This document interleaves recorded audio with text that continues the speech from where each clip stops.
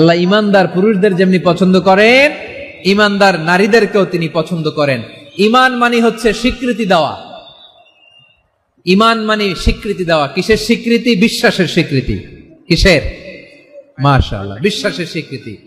এই পৃথিবীতে বিশ্বাসের দাম বড্ড বেশি। এই পৃথিবীতে সবচেয়ে দামি জিনিস কি? বিশ্বাস। বিশ্বাস ছাড়া এই জগৎ চলে? স্বামী স্ত্রীর সম্পর্ক কিসের উপর টিকে থাকে বলেন তো? হ্যাঁ, বিশ্বাসের উপর টিকে থাকে। স্বামী স্ত্রীর সম্পর্ক টিকে থাকে বিশ্বাসের উপর। আচ্ছা, পার্টনারশিপে যারা ব্যবসা করেন, পার্টনারশিপের বিজনেস, এটা টিকে থাকে কিসের উপর? বিশ্বাসের উপর। এই জগৎটাই চলে বিশ্বাসের উপর।